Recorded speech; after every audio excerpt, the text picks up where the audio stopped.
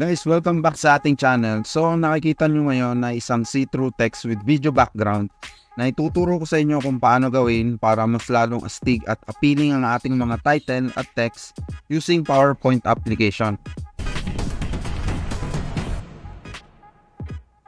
Kung bago ka pa lang sa aking channel, huwag mong kalimutan na i-hit ang subscribe button at piliin din ang notification bell para maging updated ka sa mga bago kong upload.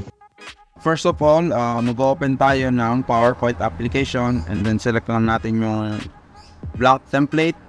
And then next step, mag-insert tayo na video background. So in my case, nakapag-download na ako ng video background. So insert ko lang yan. So ganito yung kalalabasan yan. So kung makikita nyo, moving yung video background natin. And the next step, punta tayo ulit sa insert and then mag-insert naman tayo ng rectangular shape. So rectangle shape and then cover lang natin yung video background. And then from here, pwede nating palitan yung kulay niya. So gagawin ko lang siyang black. And then next step, mag-insert naman tayo ng text box. So yeah. So dito sa text box, pwede nating palitan ng white para makita natin yung ita-type natin. And then, lakihan natin yung font size niya para ma-fit siya dun sa slide. So, ginawa kong 350 yung font size.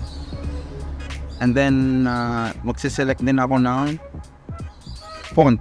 So, kung anong font ang gusto ko. So, ang pipiliin ko dyan ay Alharomi. So, yan.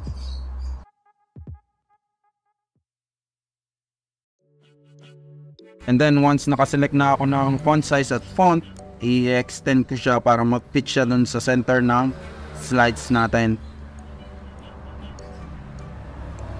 So once na nasa center na siya, so pupunta tayo dun sa crucial part ng paggawa nitong see-through text na to. So i-click natin yung outside na shape, yung black, and then press natin yung shift button sa ating keyboard and then i-click naman natin yung text natin or yung text box. So yan, bali na select silang dalawa, yung shape at saka yung text box. And then punta tayo sa shape format. And then meron ditong merge shapes. And then isi-select natin yung combine. So kung makikita nyo dyan, nakita na yung backgrounds na video natin na nakapaloob doon sa text natin. So ipi-play natin yan. So ganito yung kalalabasan niya. So mas appealing siya at mas magandang tingnan.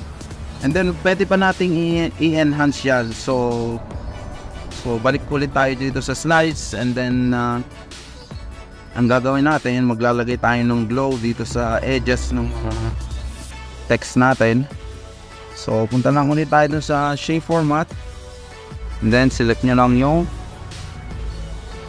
shape effect.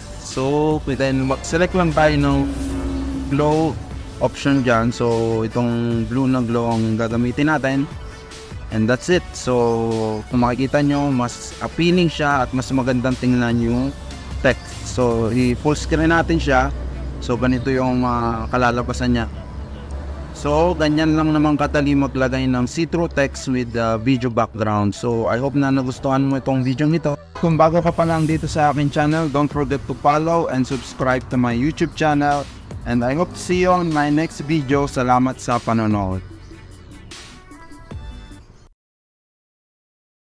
Kung naibigan mo ang video ito at nakatulong ito sa iyo, pakiclick naman ng like button at mag-iwan ka rin ng iyong komento kung nagawa mo ang steps na ito.